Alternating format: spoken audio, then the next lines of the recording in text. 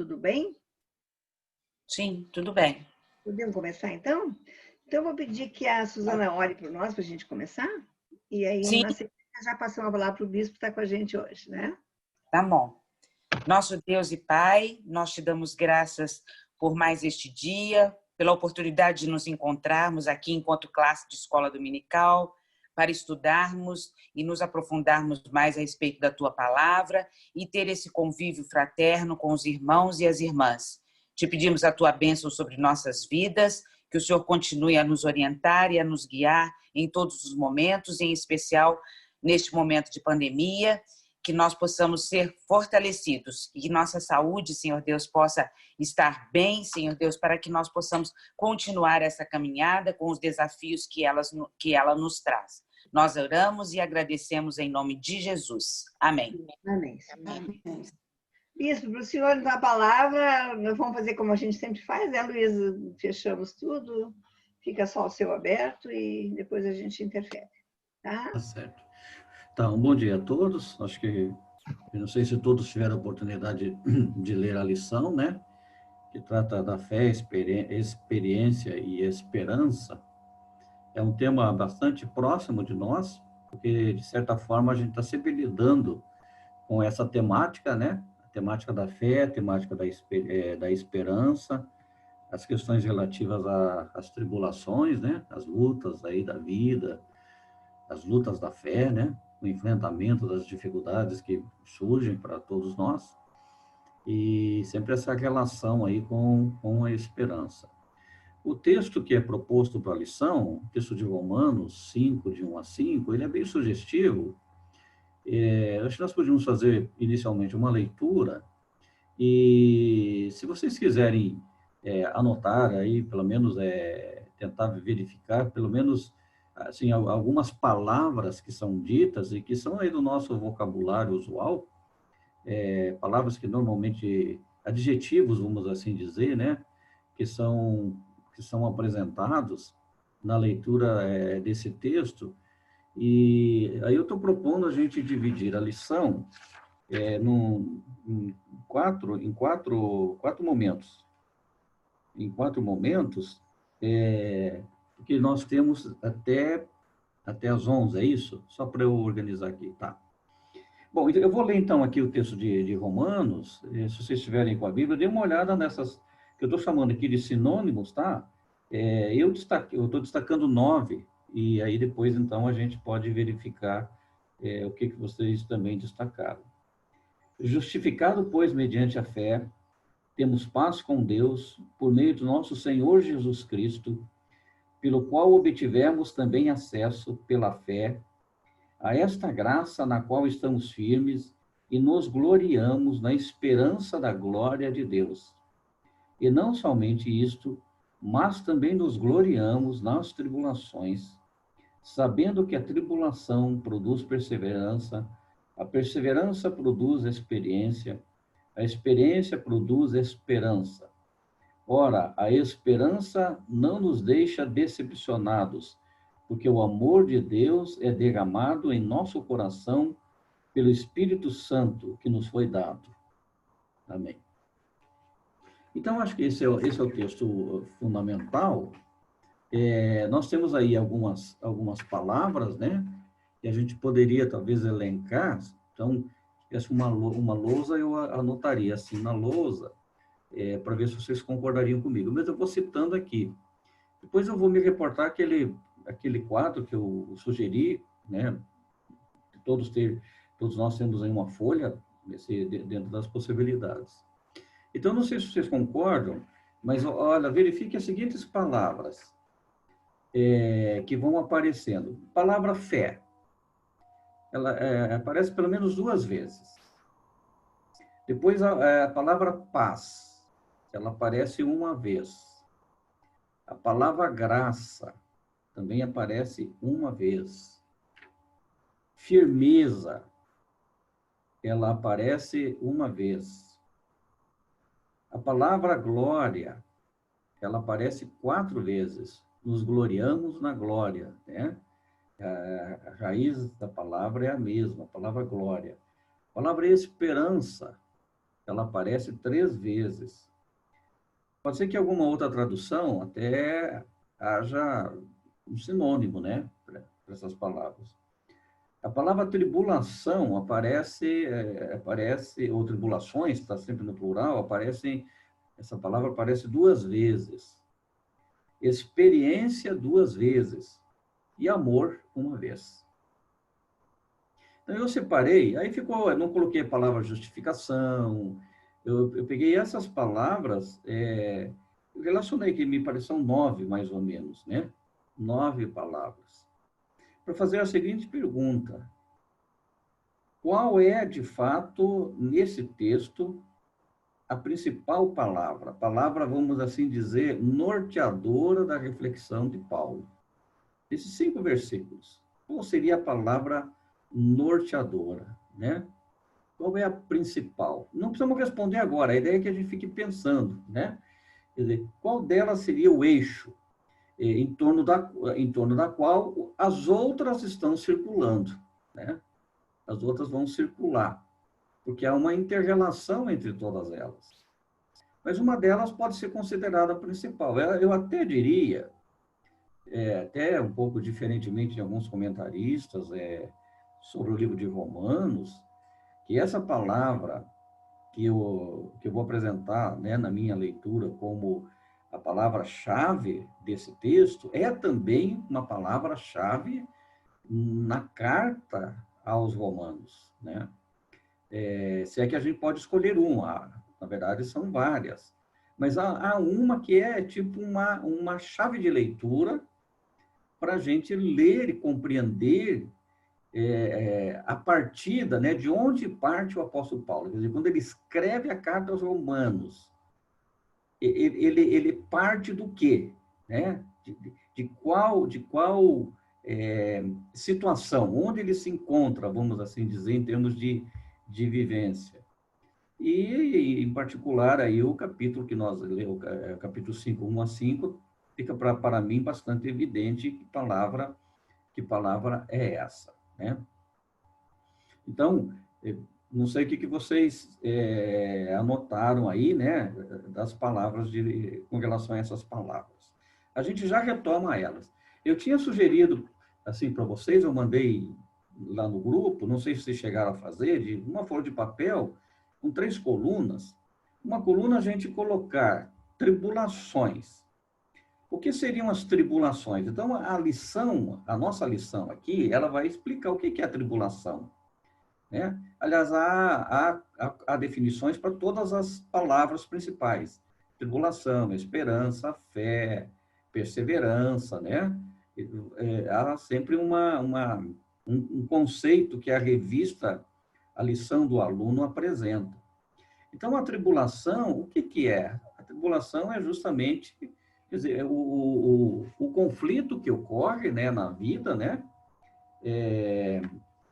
São os conflitos, as dificuldades, assim, os enfrentamentos de situações adversas, né? São situações que impõem uma situação de, assim, de maior expectativa ou de maior esperança, né? Impõe uma pressão, e aí, se a gente for pegar a definição aqui na lição, é o ato de prensar, de imprensar, é a pressão, opressão, aflição, angústia, dilemas. Então, tribulação é uma palavra ampla, ela tem vários significados, né? Quando a gente fala tribulação, e aí quando Paulo se refere a essa palavra, ele faz isso várias vezes nos seus escritos, ele se refere à tribulação. Então, é essa a ideia, é o cristão sob pressão, é o cristão num estado de angústia, de aflição, de lutas, né? Então, a ideia seria a gente, eventualmente, anotar na coluna da tribulação situações que nós já vivenciamos. Situações como essas, né, que foram aqui conceituadas, que a gente recorda. Isso, se vocês quiserem fazer, anota 1, 2, 3, 4 situações que nós já vivenciamos que a gente pode classificar como tribulação. E, por certo, a gente usaria aí várias linhas, né, para colocar as tribulações que nós enfrentamos. Então, qual é o objetivo? Quer dizer, trazer um pouco a nossa, recordar um pouco, e é o que o apóstolo Paulo está fazendo, ele vai recordando das situações vividas, né, vivenciadas, e vai relacionando. Daí ele vai relacionando no caso aqui, com a perseverança, com a firmeza, com a esperança. Então, na primeira coluna seria isso. Na segunda coluna, a ideia é que a gente coloque o que nós aprendemos. Então, com a tribulação o que nós aprendemos, né? Que lição nós tiramos desse estado de pressão, né? Desse estado de opressão, dessa situação aflitiva, essa situação de angústia que nos alcança. E aqui nós estamos falando daquilo que é o ser humano, a miserabilidade da vida humana, né? A evidência da fragilidade da vida humana. Então, o que nós aprendemos? Então, quem colocou 2, 3, 4, o que você aprendeu? O que nós aprendemos? O que nós tiramos? Mesmo que de maneira dolorosa, né? Mesmo que de maneira dolorosa, algum aprendizado nós tiramos. E aí a gente vai depois, aquelas palavras, a gente vai ver como é que se constitui aí um pouco o pensamento de Paulo.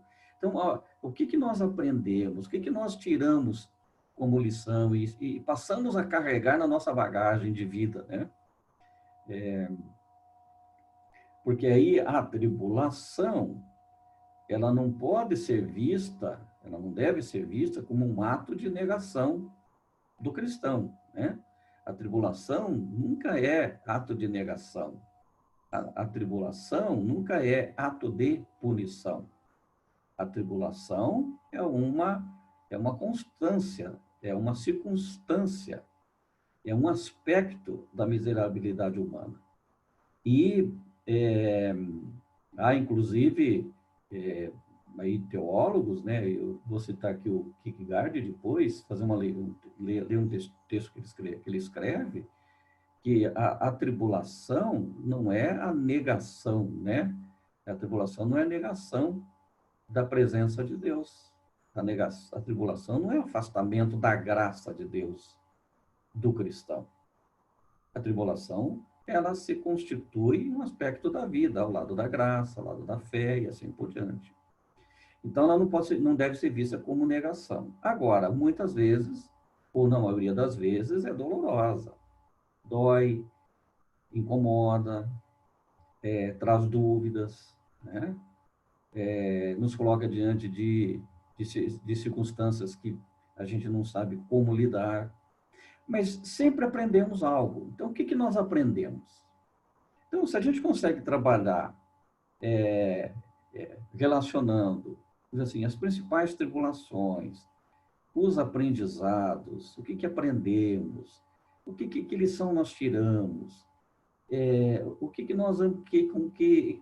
que lições nós ampliamos, né? Que perspectivas novas nós adquirimos para a vida a partir daquele momento.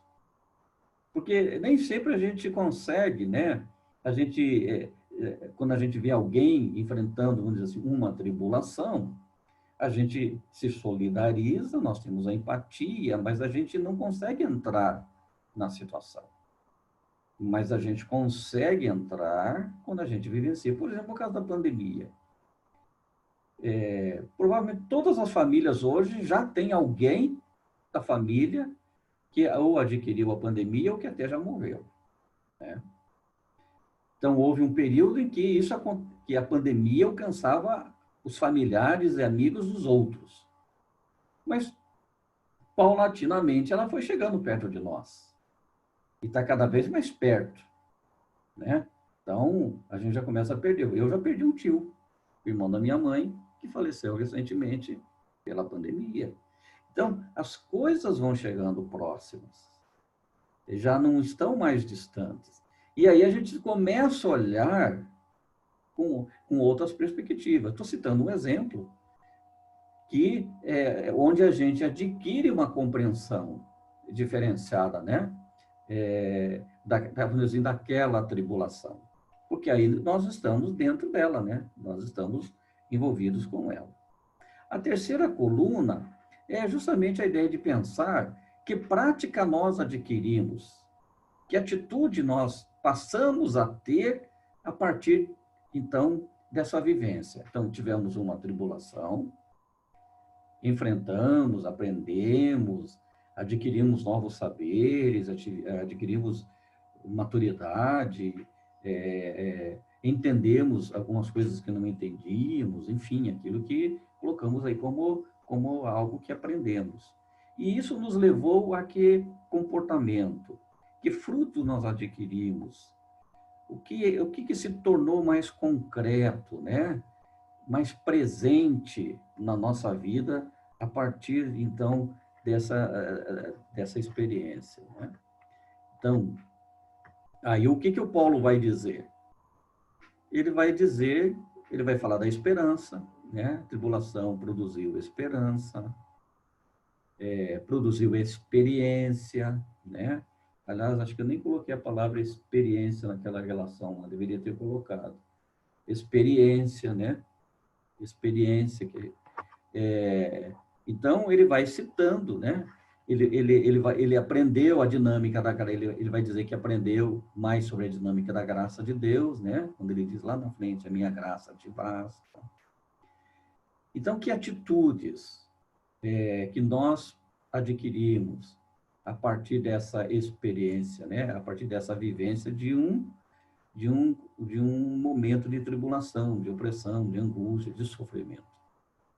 Então, a ideia era a gente construir um pouco esse quadro, né, ou no papel mesmo, mentalmente, né? Eu fui aqui alinhavando alguns pensamentos, e a gente sempre vai daqui para trás, né?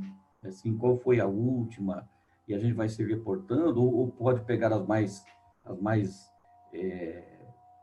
que foram mais dolorosas, né, para nós, e assinalar e começar a ver que, de fato, houve um desenvolvimento, né? Houve um desenvolvimento na nossa vida. Bom, acho que esse seria, assim, o primeiro momento,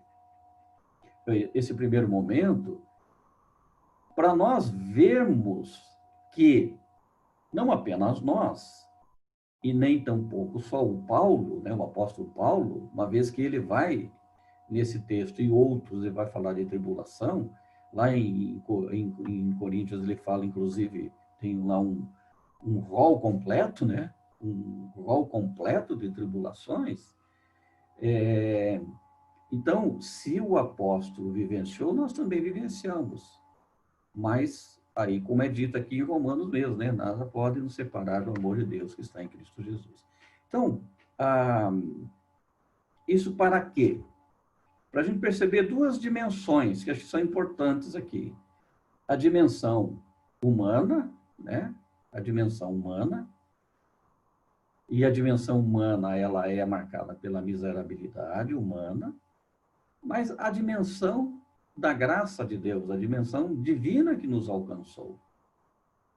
E que, mesmo que vivenciando a miserabilidade humana, evidente aí nas dificuldades, que isso não é negação, né, da nossa experiência cristã. Então, não é ruptura, vamos assim dizer, né? A tribulação não é uma ruptura do momento de espiritualidade, do momento de fragilidade da espiritualidade. Não é porque vivenciamos uma tribulação que houve uma ruptura. Pelo contrário, ela é algo que está presente e todos indistintamente vão vivenciar essa situação. Bom, acho que então esses esses pensamentos assim iniciais, aí depois, se quem quiser ir montando esse gráfico aí, né, a título apenas de reflexão. Com relação às palavras, então, que nós verificamos, eu aqui agora eu lembrei que eu não coloquei experiência aqui, mas ela tá, a experiência está. Eu não sei o que vocês acham, qual dessas palavras, nesse contexto, então, a gente consideraria, já que nós lembramos de algumas situações que nós vivemos, já que nós lembramos de algumas lições que aprendemos, já que percebemos, inclusive, práticas, né, comportamentos, atitudes novas que se instalaram na nossa vida, qual dessas palavras a gente pode considerar como a palavra-chave nesse texto, né? Então, assim, para a gente pensar, né, uma vez que a gente vai comentar depois, todos vão poder falar depois, mas comentar. Eu fiquei pensando, né, lendo esse texto esses dias e também lendo aqui alguns comentários, lendo aqui a lição, né? A lição ela dá um enfoque na esperança, né? Na experiência, na esperança e na fé. Logicamente que isso é importante, mas eu fiquei pensando assim, dentro do texto, o que a gente encontra? Então, eu queria partir da seguinte ideia. Me parece que o apóstolo Paulo traz nesse texto e traz na carta aos Romanos o tema da tribulação. Por que o tema da tribulação? Ele traz o tema da vida, na verdade. Ele está partindo de onde ele se encontra. Ele se encontra numa realidade concreta. Ele se encontra num ambiente histórico, num ambiente humano, cultural, né? Ele não é um ser transcendente, ele não transcendeu a realidade, ele se encontra na realidade. E a realidade do apóstolo Paulo é dura, é conflitiva, ou conflituosa. Se a gente considerar os destinatários romanos, os cristãos romanos, a situação deles também.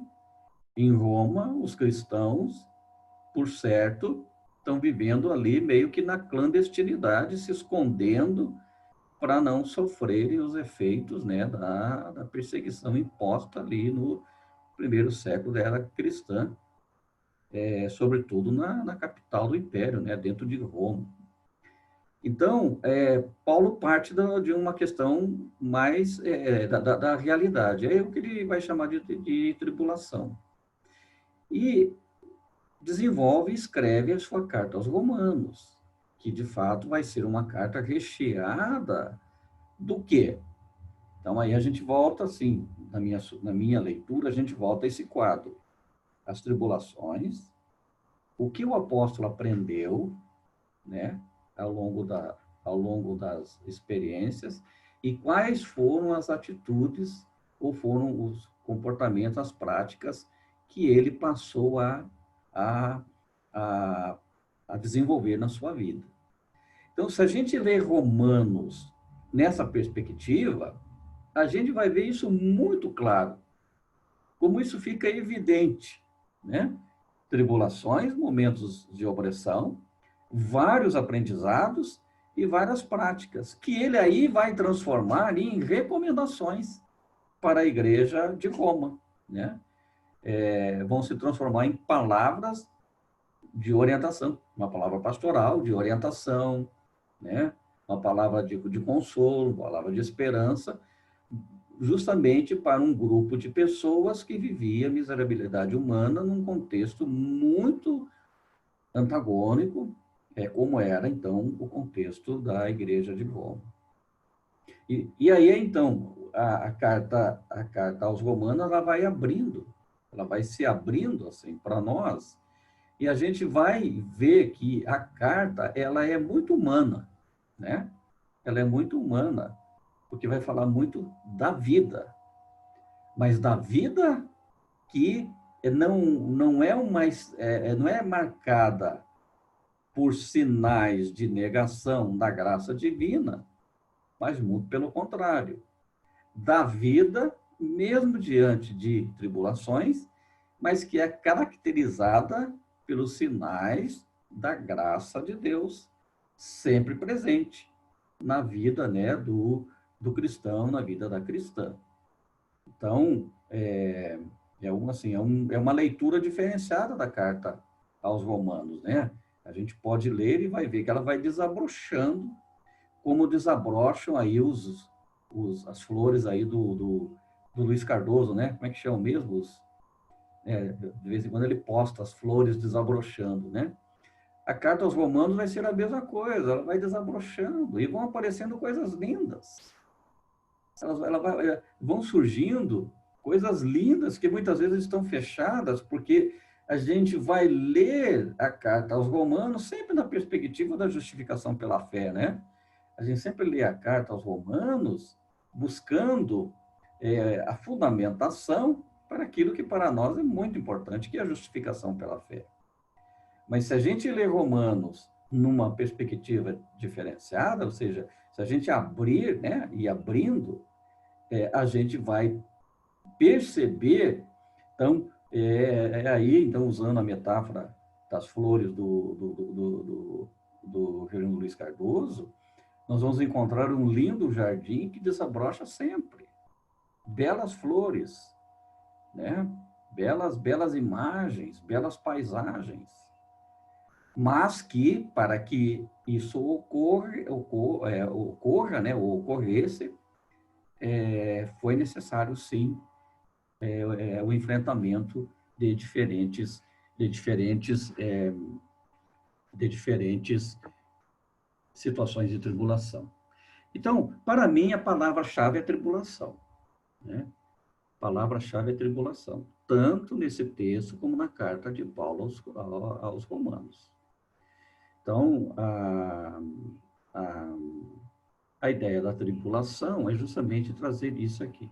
Eu fiz um quadro, eu vou mandar, não sei se vocês conseguem acessar aí pelo WhatsApp, eu também, não sei se o Luiz consegue compartilhar aí na tela, mas eu mando aqui no grupo. Para vocês darem uma olhada, é uma imagem que eu fiz. Eu coloquei, então, nessa imagem, a tribulação no centro, tá? Não sei se chegou aí no WhatsApp. Desculpe, se compartilhar aqui pelo chat, eu posso abrir e compartilhar na tela direto. Eu tenho que colocar no chat. No chat o arquivo, é um arquivo, então aí anexa o arquivo no chat. Tá. Deixa eu ver como é que eu faço aqui agora, porque isso eu nunca Tá no fiz. computador ou no celular? No computador.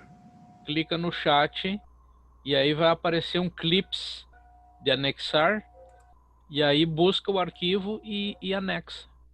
Não está aparecendo esse arquivo aqui para mim, esse anexar, viu? Embaixo tem assim, file, tem pode aparecer tipo de uma folhinha. Sim. Clica sim. ali. Tem uma, No isso, canto. sim, eu estou vendo, mas ele não está. Tem 3 pontinhos. Sim, eu estou clicando nele, mas não está abrindo nada, viu, Luiz? Ok, então tá bom. Vamos ver se eu Borges, consigo Google transferir aqui. Realmente eu não sei por que não está abrindo. Então, o seu arquivo está no computador, vai aí, Your Computer. E aí busca no seu computador. Sim, tá. Tá. É uma imagem, pode ser, né? Pode ser. Tá. Então, deixa eu estou procurando aqui.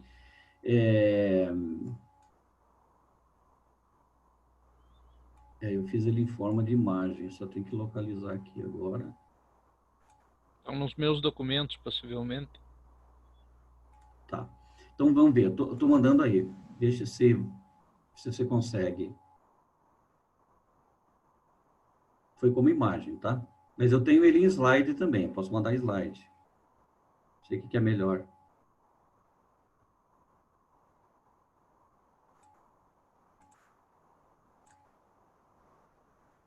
Eu vou mandar também ele no tipo slide, tá? Deixa eu ver se eu acho aqui agora.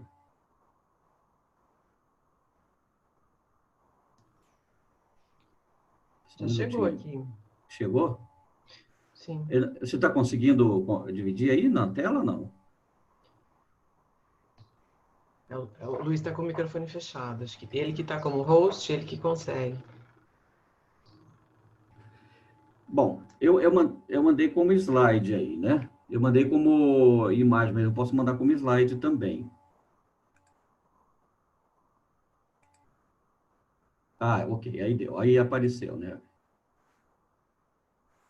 Isso. Então, olha, vocês estão vendo aí, a ideia da tribulação, então, uma palavra central, e ela está relacionada com todas as outras palavras que nós destacamos aqui no texto.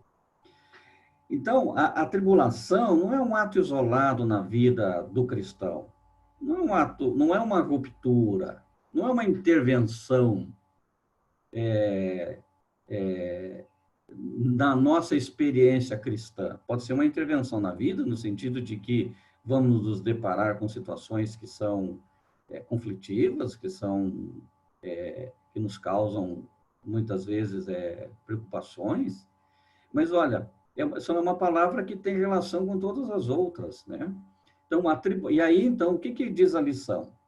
A tribulação produz fé, a tribulação produz paz, a tribulação, ela está relacionada à graça, está relacionada à firmeza, relacionada à palavra glória, né? À esperança, à experiência, ao amor, que também estão relacionadas entre si. Então, há aqui uma conjugação de situações na vida do cristão que não tem como a gente olhar para a tribulação como uma manifestação de negação, de ruptura, né? Aí, até pelo contrário, tem um teólogo, né? É o Kierkegaard, ele diz o seguinte, eu marquei aqui no texto, ele diz o seguinte, que o novo homem, né, naquela linguagem de novo homem, velho homem, ele diz que o novo homem é caracterizado como, né? O novo homem é caracterizado pelo interminável sofrimento. Se a gente for usar as palavras de Paulo, pelas intermináveis tribulações. Então, o novo ser humano, né, a partir da experiência cristã, não é imune, não está isento dos problemas da vida, das dificuldades da vida. O novo homem, ele está, né, interminavelmente ele é caracterizado pelo interminável sofrimento. E aí, olha o comentário que aí um outro teólogo faz, né, Calbart, ele diz assim, o Calbart, ele diz assim que é apenas perceptível como a vacuidade que invade a vida cotidiana e faz com que esse novo homem seja visto por todos em toda parte como negação. Então, esse é o nosso grande problema. É a gente olhar para essa perspectiva do sofrimento como uma invasão no cotidiano do novo homem, que é muitas vezes caracterizado como negação. E justamente por isso ou seja, justamente pelos intermináveis sofrimentos, é que esse novo homem é capaz de dar testemunho da novidade da vida, né? Então, o que é ser novo homem? Então, essa ideia que é vendida por aí, né, do cristão que não tem problema, do cristão que é triunfalista, do cristão que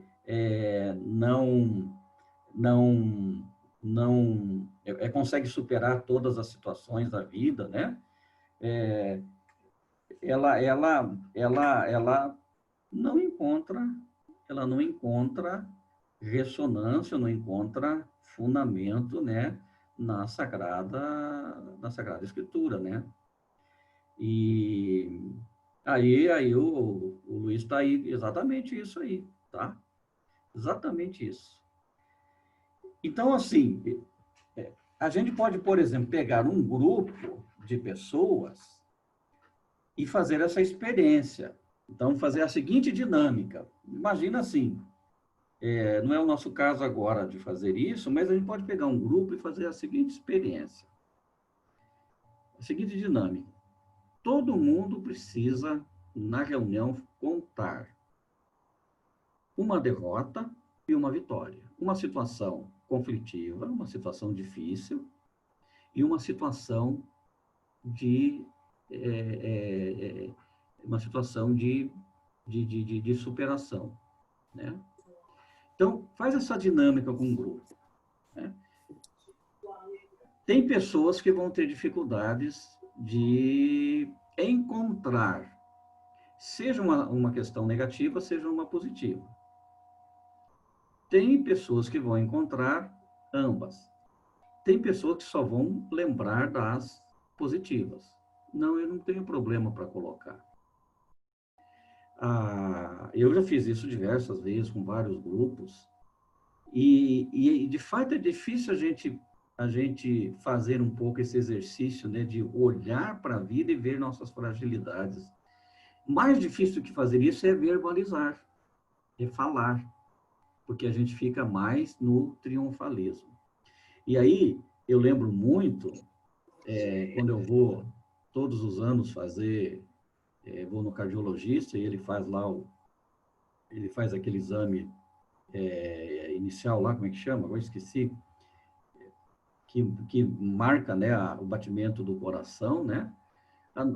O coração, ele é altos e baixos, não é? Bate embaixo, bate em cima, bate embaixo, bate em cima. Se ele, em algum momento, ficar apenas numa posição só, né? O que vai ocorrer? Simplesmente o coração parou. A vida é assim também. Se eu ficar só nos picos altos, alguma coisa está errada. Eu entrei num triunfalismo que eu não consigo mais conceber a liberalidade da vida humana, né? Eu fico num triunfalismo que eu não consigo enxergar a miserabilidade humana. Isso é perigosíssimo, porque o tombo pode ser muito grande, né? Se eu fico só nos pontos lá embaixo, eu entrei num quadro depressivo agudíssimo, né?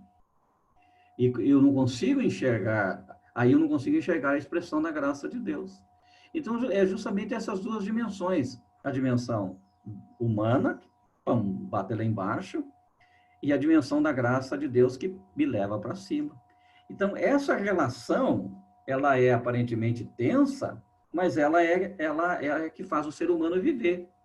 E é essa relação também que faz o cristão viver, né? O cristão viver.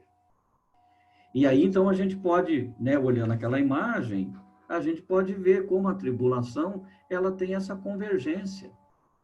Então, diferentemente do que muitas pessoas podem entender, a tribulação não afeta a graça de Deus, não afeta a paz, não afeta a fé, não afeta a esperança, não afeta a perseverança. Pelo contrário, há sim uma consonância, né? Aí uma articulação constante dentro desses aspectos. E aí na revista então na revista aí do aluno, a gente vai encontrar as definições que a revista dá ali para tribulação, para esperança, né? Para fé e assim por diante, né? Para perseverança e tudo mais. E acho que não preciso aqui repetir, porque já está posto ali. Bom, bom, aí depois vocês vão reagir, a gente pode conversar. Acho que uma outra questão que tem nesse texto é a expressão glória, né? Por 4 vezes é utilizada a palavra glória. Nos gloriamos e glória. Então, ele está assim no versículo 2b, né? No versículo 2b, e nos gloriamos na esperança da glória de Deus, e no início do 3. E não somente isso, mas também nos gloriamos nas tribulações. Algumas traduções vão dizer exultamos, que ficaria uma tradução melhor. Então, Paulo está falando de 2 momentos de exultação. Então, nós exultamos perante a glória de Deus. E o que é a glória de Deus? Como é que ele pode definir a glória de Deus? Eu aprendi isso lendo um livro que pretende ser espécie de uma biografia, né, sobre Deus. É um livro muito interessante e ele analisa a palavra glória. O que é glória? A glória é a intimidade. Quando a gente diz assim, eu conheço a glória de Deus, eu conheço a intimidade de Deus. Eu conheço Deus na intimidade. E é exatamente isso. É conhecer a Deus na intimidade. Ou seja, ter uma relação mais próxima, mais íntima, mais afetiva com Deus, né? Que embora não visível, mas sempre presente, né? E os meios de graça estão aí sempre confirmando essa presença. Então, nós nos exultamos na glória de Deus, ou seja, nós exultamos porque fomos alcançados pela graça de Deus. Isso é um motivo de júbilo, é um motivo de exultação. Mas ele vai usar a mesma palavra, mas nos gloriamos também nas tribulações. Então, esses 2 momentos estão aí presentes.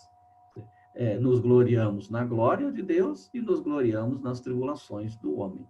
Nos gloriamos no poder e na graça de Deus, mas também nos gloriamos na fragilidade, na limitação, na miserabilidade da vida humana. Então, acho que com isso, a gente tem essa perspectiva, né, posta aí pelo apóstolo Paulo, de que a tribulação é um elemento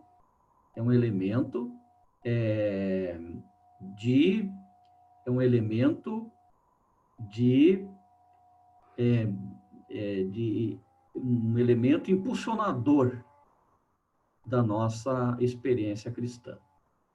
Então, por exemplo, se eu me perguntar assim, eu tenho fé? Como está a minha fé? Né? Eu vou chegar à conclusão de que eu tenho fé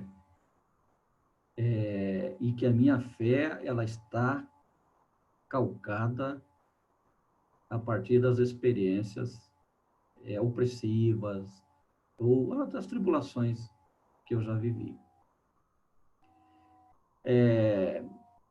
Experiência. Se eu olhar para o campo da experiência, daquilo que aprendi, da maturidade que a gente está sempre buscando, maturidade cristã que a gente está sempre buscando, eu vou chegar à conclusão que realmente as tribulações da vida me fizeram uma pessoa mais experiente. A graça de Deus, eu passei a compreender a graça de Deus, não enquanto me gloriava na glória de Deus, mas eu passei a entender a graça de Deus quando eu consegui gloriar-me nas tribulações, né? Que é o que Paulo vai falar. E assim por diante. E a esperança, né? E a esperança. A esperança, a gente não consegue definir. O que é esperança, né? Como é que a gente vai definir esperança? Senão é aquilo que a gente espera, não é uma espera, uma coisa passiva, né? Não, a esperança é esperar numa perspectiva em que há sempre caminhos de superação, né? Então, esperar não é uma atitude passiva de irresponsável. Não, a esperança é uma atitude comprometedora, que me faz olhar sempre para frente, né? e continuar caminhando. E aqui nessas palavras estão aquelas 3 palavras,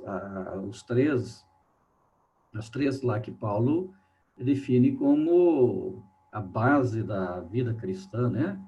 Os 3 grandes sinais da presença de Deus na vida do cristão: a fé, o amor e a esperança, né? Permanecem, pois, a fé, o amor e a esperança. Porém, o maior destes é o amor, né? Aí a lição se reporta aquele ditado popular, que a esperança é a última que morre, né? E na verdade, a esperança é justamente assim, a força que o ser humano tem de acreditar, né? De acreditar que o amanhã, né, será diferente, né? O choro pode durar a noite inteira, mas a alegria vem pela manhã. Então a gente precisa, então acho que a ideia do texto bíblico, a própria lição, né, é trazer um pouco essas questões, né, relacionadas à fé, à experiência e à esperança, não de forma triunfalista, nem de forma que nega as lutas da vida, entra num caminho, né, que hoje um caminho muito assim fundamentalista, muito místico, né? E tudo tudo se resolve na experiência mística, tudo se resolve, né, na, no âmbito do sobrenatural, do transcendente, mas a presença de Deus, a presença da graça de Deus, que nós admitimos estar nos acompanhando, vai sempre nos dar força para fazer esses enfrentamentos, né? Esses enfrentamentos. E aí, um autor que é citado aí na revista, né? Ele diz o seguinte: a esperança nasce num conflito, num contexto de conflito. E é isso aí mesmo. A esperança nasce, não existe esperança se não houver um sistema, né? Um ambiente de conflito. Bom, eu acho assim que agora a gente poderia também dar uma olhada aí nas questões que estão na revista, mas já são 11 horas, né? Deixar aberto aí para vocês participarem. E talvez, assim, esse quadro que nós começamos a fazer lá no início, ele ganha até um sentido, um significado até mais amplo, porque provavelmente essas palavras que estão aqui, elas vão aparecer ou no aprendizado, ou nas novas práticas, nas novas atitudes. De alguma forma, essas palavras, elas vão estar nos acompanhando. Então, quando a gente começa a assumir, né, nossas tribulações, nossos aprendizados, nossas atitudes, nós vamos acabar usando, se referindo a essas expressões, né? E há muitas outras que estão aí na carta aos Romanos, tá? Eu acho que, então, poderia, por esse momento, encerrar, deixar aberto aí para vocês questionarem, contribuírem, refletirem, a partir, então, do que leram também na revista e também do que refletiram aqui ao longo aqui desses momentos que nós estamos fazendo algumas ponderações, tá? Então, Luiz, acho que pode abrir o microfone, não sei como é que faz aí, para quem desejar falar, né? Alguns terão que abrir o próprio microfone. A Rosa já abriu, então eu passo para ela que coordena esse momento.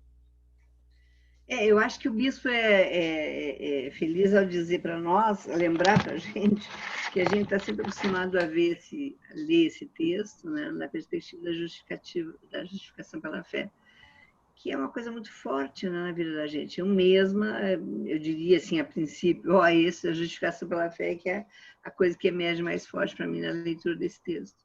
Mas é bem verdade que esses outros elementos da esperança, da experiência, eles vêm assim, né, fortes, como bem o bispo explicou. Então, eu acho que eu acho que a aula de hoje é um convite a gente a romper com essa natural e tradicional interpretação de Romanos 5, né, para ampliar essa compreensão para além daquilo que a gente comumente ouve, comumente estuda e discute. Né? Vamos lá, então. Quem quer reagir? Luiz, vai.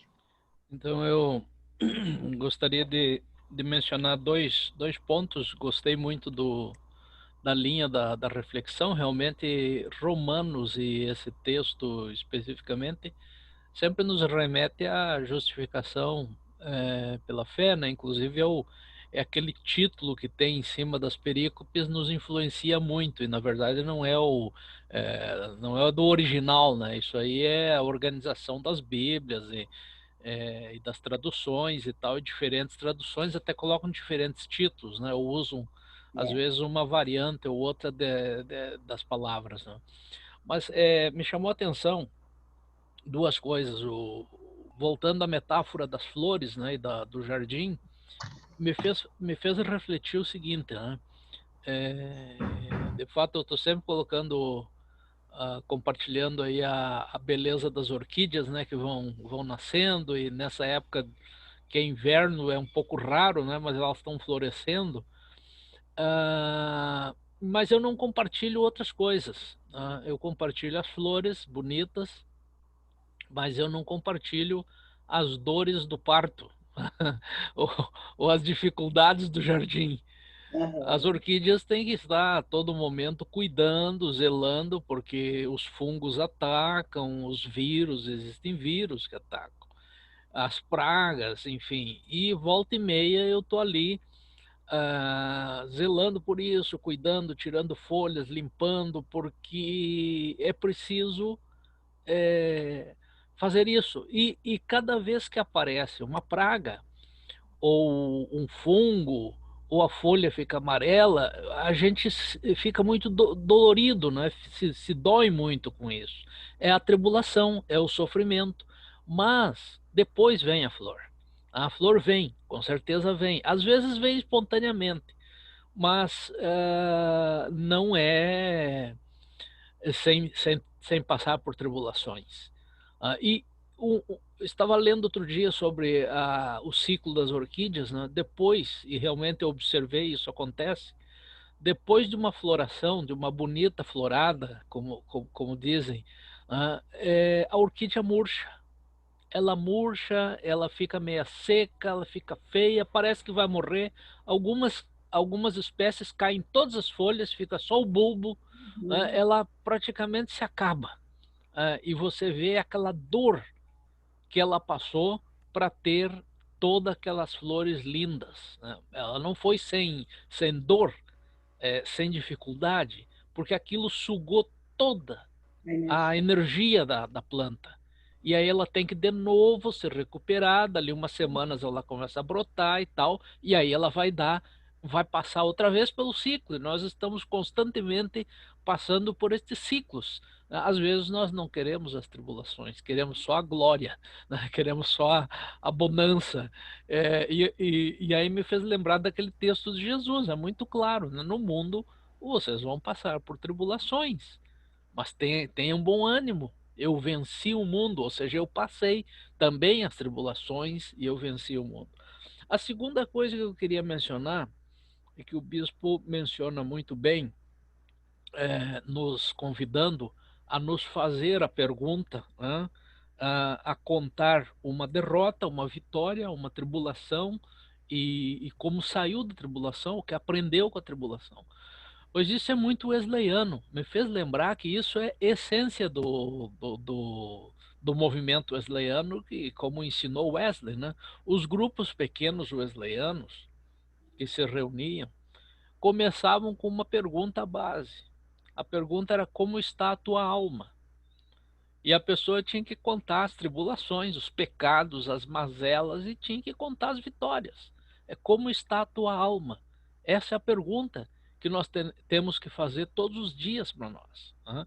Pensando não só nas belezas da caminhada da fé, que existem muitas, e aí hoje foram mencionadas várias, mas também que nós vamos encontrar as pedras e os espinhos pelos caminhos da vida, mas nós podemos superar, podemos ultrapassar essas tribulações. É só por agora. Legal, Luiz. Eu estava pensando nas orquídeas, é bem isso mesmo, né? E o ciclo é longo, né? Então, assim, mais ou menos um ano para dar outra flor bonita, maravilhosa. Não sei qual é a tua experiência aí, mas em tese é isso. Então, assim, é muito tempo para a nossa concepção de tempo imediatista, né, humana, que a gente tem, assim, tudo para ontem, tudo próspero, tudo maravilhoso, né? A reforma da casa, tem aquele programa na televisão que é de reforma de casa, então em 2 dias eles fazem uma reforma maravilhosa, fica tudo lindo, lá estilo norte-americano, assim, que há um milagre e tudo se resolve, né? E não, com a natureza não é assim, né? Com a natureza é lento, é um caminho, é um tempo. Então, assim, a tribulação é mais presente do que a gente gostaria que fosse, talvez, e do que a gente imaginaria, né? Mas muito legal essa experiência mesmo, muito, muito boa. Vamos lá, gente, quem mais? Luz, Oé, Bonete, Lucas, Rinalva. Rinalva tá aí? Ela tá desligado. Ela tá desligado. Bom, tudo bem. E a Suzana acho que saiu. Vai, Zoé. Liga o teu, Zoé. Zoé, ó. Ai, Ok? ok. Obrigada, Bispo. Me enriqueci bastante, valeu.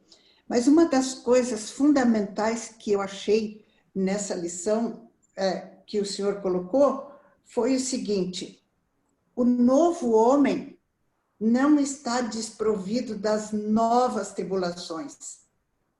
Eu achei isso muito interessante porque eu nunca tinha olhado por esse lado. Me pareceu assim que o novo homem agora está firme, forte, inatingível. Nunca pensei desse lado, mas tinha essa impressão.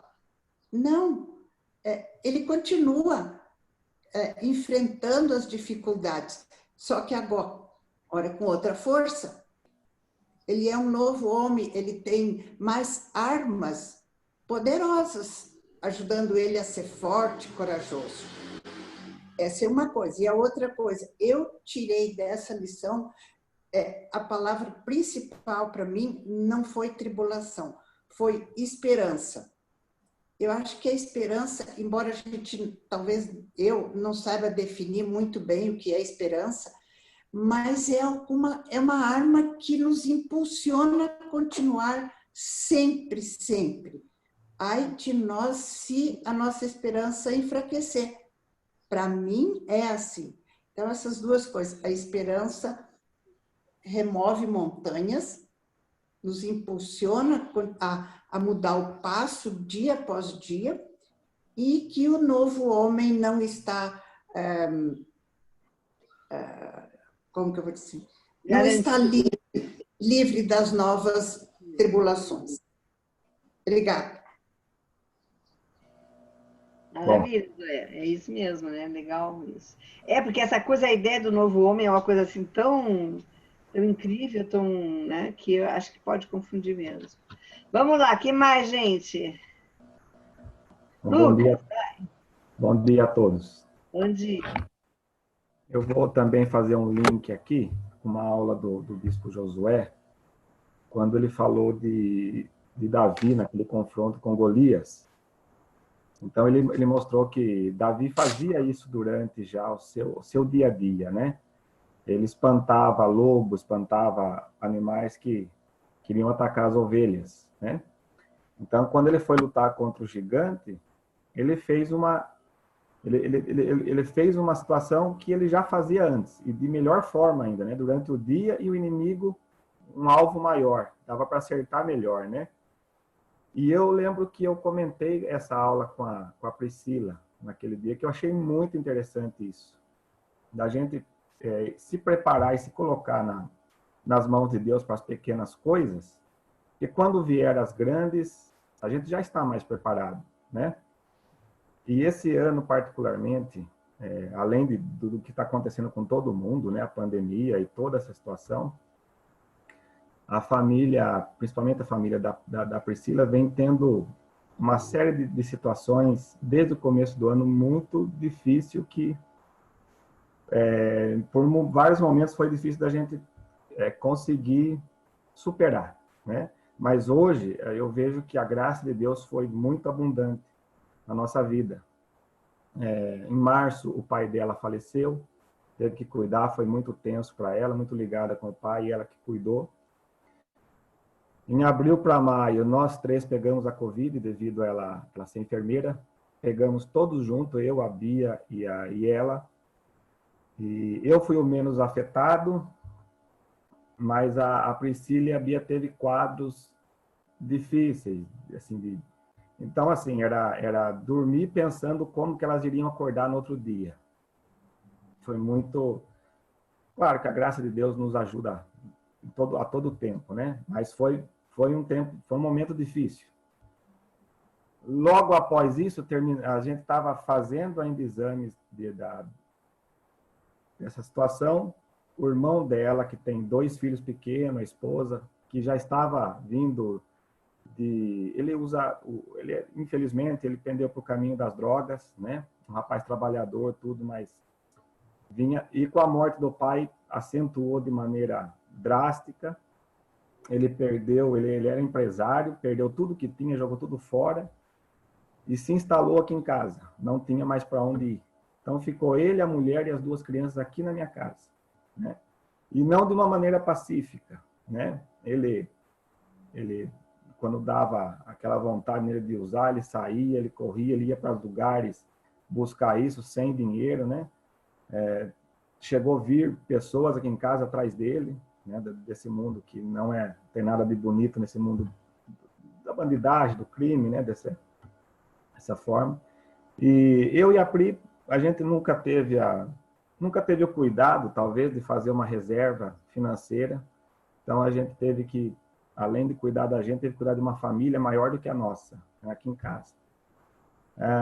Depois disso, a gente conseguiu, claro que é Deus fazendo tudo, né? Mas a gente conseguiu dar uma certa estabilidade, eles foram para uma casa que o pai dele vivia, né? E está lá instalado até hoje, está trabalhando comigo, né? Fiz uma proposta de trabalho com ele, está trabalhando comigo agora nesse momento. Passando isso, o tio, irmão do pai dela, é o único irmão, ele estava fazendo tratamento de câncer, veio para casa, nós ajudamos ele, assim, ficamos cuidando dele, porque não tinha quem cuida, não tem filho, não tem mulher, né? Faleceu essa semana, agora, faleceu na terça-feira à noite, e foi também um mês, assim, a gente passou 30 dias cuidando de uma pessoa... a gente sabe do cuidado todo, né? A todo momento precisava ter alguém cuidando dele, né? Então, assim, é um ano muito diferente daquilo que a gente viveu até hoje, né? Mas hoje, eu, a Bia e a Pri, aqui a gente conversa muito, a gente vê como que a Bia cresceu no sentido da vida, né? De entender a vida. A gente nem sabe como que deu conta de tudo, né? Nem entendeu, eu nem sabia que eu pudesse estar preparado para enfrentar essas situações todas, né? A Pri já mais acostumada com essa questão de saúde, trabalha no hospital, né? Mas eu vejo que é isso que o bispo hoje falou, né? É na tribulação, é na angústia, é nas aflições que Deus nos capacita. Hoje eu vejo assim como que Deus foi gracioso, a graça de Deus esteve presente na nossa vida. E é isso. É maravilhoso poder servir esse Deus. Nossa, Lucas, que loucura, né? Que tempo. Foi. Nossa, a gente nem soube, assim, eu não sabia de nada disso, então... Mas é bom ouvir esse testemunho, né? Mesmo, assim, passado, né? Toda essa situação, e sabendo que outras poderão vir, né? Porque esse é um ciclo que a gente vive, né? Como se disse aqui durante todo o nosso estudo, né? Nós vamos estar sempre enfrentando tribulações. Mas o melhor, como disse Wesley, né? O melhor de tudo é saber que Deus está conosco. É isso mesmo, Luiz, é isso mesmo. Olha, Lucas, Deus te abençoe a Pri, né? A Bia. E assim, a gente nem consegue avaliar o quanto os filhos, né, crescem na tribulação e no sofrimento, porque repercute fortemente dentro deles, né? Sim. Deus te abençoe, querido, viu? Nossa. Não, e os domingos que a gente esteve reunido aqui, vocês talvez nem imaginem, mas foi um instrumento de Deus muito grande na nossa vida. Ai, que bom. Se de nada valesse a pena só ouvir isso, reforça o nosso encontro semanal aqui, né? Então, assim, Como? nós temos alguma dúvida, não temos mais a partir do teu depoimento de hoje, né? Eu agradeço a Deus pela vida de vocês também, né? Dessa possibilidade que eu tenho de estar esses minutos aqui. Amém, Lucas, assim, coisa boa, né? Nossa, Deus abençoe muito a todos nós que também enfrentamos certamente dificuldades parecidas, ou enfim, né? A gente está todo mundo... Bom, essa pandemia, ela por si só já é a tragédia, o drama, e fora as coisas que se potencializam dentro dela, né? Vamos lá, mais algum depoimento, mais alguma coisa que a gente queira contar? Acho que a Suzana saiu, acho que a Rinalva, não sei se saiu também. Donete está quietinha hoje, Lu está quietinha hoje, é isso? Podemos ir encaminhando? Então, Bispo, eu acho que é isso mesmo. Ah, Lu, quer falar? Fala, Lu. Não, eu queria só agradecer o Bispo, que foi realmente muito boa essa aula. Eu também, como acho que todos, quando falamos das palavras, a primeira que me veio foi a fé. Eu não tinha pensado sobre essa outra perspectiva, né? E foi muito interessante, gostei bastante. E falando aqui nos intertítulos, que o reverendo Luiz comentou, que às vezes eu estou com uma outra tradução e realmente é completamente diferente. É paz e alegria, o intertítulo. Então, interessante também, né? Mas muito obrigada, foi muito boa. Eu também tenho adorado estar aqui aos domingos, assim, podendo participar. Tem sido muito bom. Que bom. Graças a Deus, né? Então, eu, às vezes, assim, quando eu olho, né, somos 8, somos 9, somos 10, já fomos 20, já fomos 22, às vezes eu fico assim meio, o que nós estamos fazendo que não tá todo mundo permanecendo com a gente? Mas eu também fico achando que os caminhos do Senhor são um pouco deles, né? A gente não necessariamente pode interferir em todos, né? E quando o Lucas conta isso, a Luciana diz, enfim, cada um de nós, se tivesse mais tempo, também diria, eu também diria, o quanto que a gente passa por tribulação e vai enfrentando com coragem a vida e tal, e a coragem não é nossa, a coragem vem de Deus mesmo. Eu fico pensando também que no fundo uns entram, outros saem, uns ficam, outros não ficam, outros retornam. É um pouco esse movimento da vida mesmo, né? Então, eu acho que o que a gente precisa mesmo é orar pelas pessoas e que podem estar, como o Lucas relatou agora, enfrentando tantas dificuldades, e mais sozinhos, porque mesmo sem poder fazer muito nós uns pelos outros, o fato de estarmos juntos, acho que de alguma maneira dá um grupo de referência, dá uma base para cada um de nós, né? Aqueles que não estão, eu acho que a gente precisa orar para que eles possam sentir isso, mesmo não necessariamente estando. Fala, Lu. Não, só queria colocar que também tem sido bom, muito bom o reverendo Luiz está fazendo as gravações, né?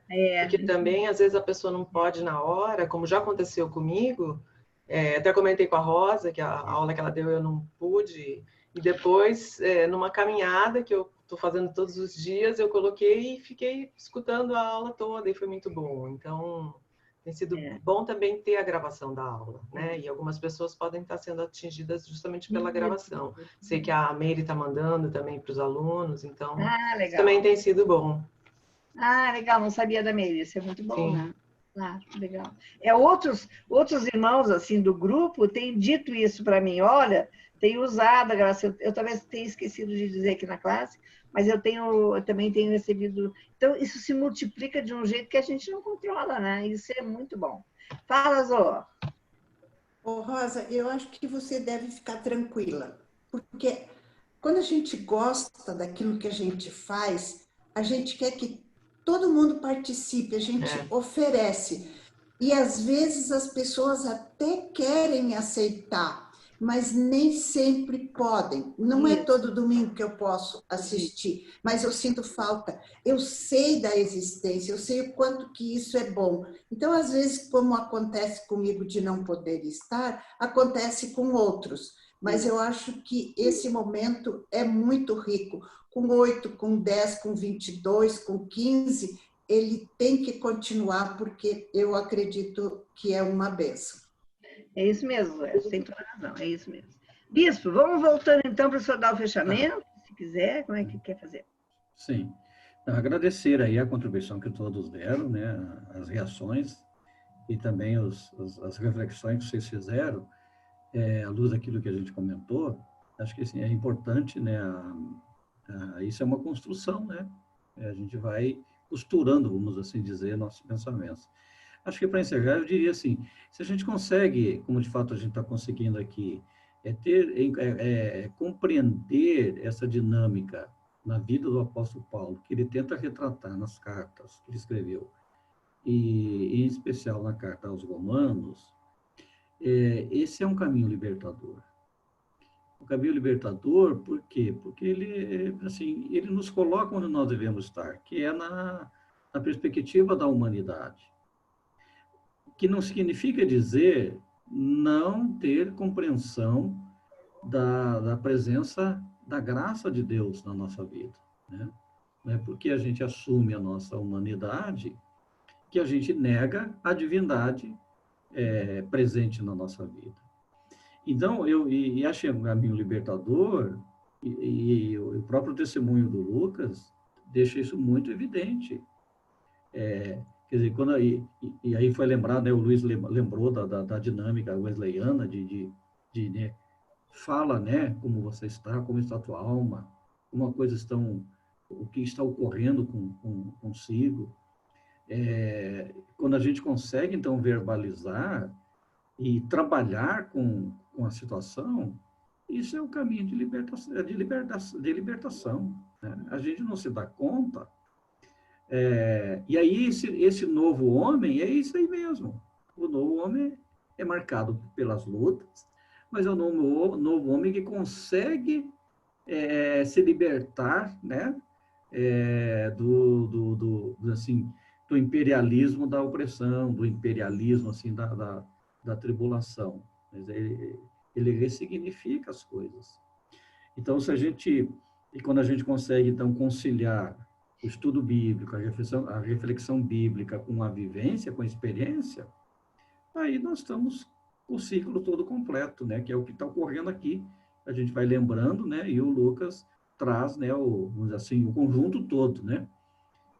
O que ele viveu, o que ele aprendeu e a prática, né? A vivência, a maturidade, uma nova perspectiva que acaba enxergando, né? Então, daqui a pouco nós estamos envolvidos num novo ciclo, onde tudo parece que vai se repetindo, mas nós nunca mais somos os mesmos. Sempre somos um ser humano melhor, um cristão melhor a cada dia, né? Valeu, gente. Obrigado aí pela atenção de vocês. E realmente eu não me preocupo com o número de pessoas, independentemente de números. Você tem 2, 3, 4, vamos ler a Bíblia, vamos estudar a Bíblia. Os grandes movimentos de transformação na história da igreja ocorreram assim. Grupos pequenos, estudando a Bíblia, lendo, conversando, compartilhando as suas lutas, né? E aí nós vamos crescendo, vamos amadurecendo, vamos nos preparando para ajudar outros, que com certeza chegarão, né? A nossa comunidade, chegarão à nossa igreja. Esse período pós-pandemia, né? Muita gente, vamos dizer assim, estragada pela vida, vai aparecer para receber o nosso cuidado pastoral. É isso. Obrigado, viu? Tá certo. Então, tá certo, gente. Vamos terminando esse encontro de hoje, né? Pedindo que Deus nos abençoe, nos dê uma boa semana. Vou pedir que o Luiz ore por nós agora no encerramento. E nos aguardamos a todos, né? No próximo domingo. Vamos continuar. Como eu já falei no início, quem vai dar aula no próximo domingo para nós, substituindo até o Luiz, que era a pessoa que estava sendo chamada, mas que não está podendo, vai ser o Edivaldo. ele pode, é um tema que ele domina bem, então ele vai trabalhar com a gente, tá? Vamos fazer oração, Luiz, então? Oremos. Outra vez, Senhor, nós te damos graças pela nossa reunião desta manhã, pelo estudo enriquecedor para as nossas vidas e a nossa caminhada de fé, desafiando-nos a reconhecer que passaremos por tribulações, mas que pela tua graça, pelo teu amor, pela tua misericórdia, nós podemos ter esperança. Nós te agradecemos pelos testemunhos que ouvimos aqui nesta manhã e também, ó Deus, porque a cada vez que passamos por dificuldades, assim como nos relatou Lucas, nós vemos e podemos ver a tua presença, a tua mão, a tua graça nos ajudando a sair destas situações e a enriquecer as nossas vidas, porque sempre podemos aprender algo com isto. Senhor Deus, abençoa o dia de hoje, de cada um de nós, das nossas famílias. Dá-nos um domingo, Senhor, de descanso agradável, preparando-nos para a semana que vamos iniciar, que desde já colocamos nas tuas mãos todos os passos, todas as coisas que temos que fazer nesta nova semana que tu nos concede. Em nome de Jesus nós oramos, com o perdão das nossas faltas, hoje e sempre. Amém. Amém, Senhor. Então, tchau para todo mundo, uma boa semana, então, né? Bom domingo a todos. Bom domingo, boa semana. Um abraço a todos. Abraço. Obrigada, Bispo, oficialmente agora. Valeu.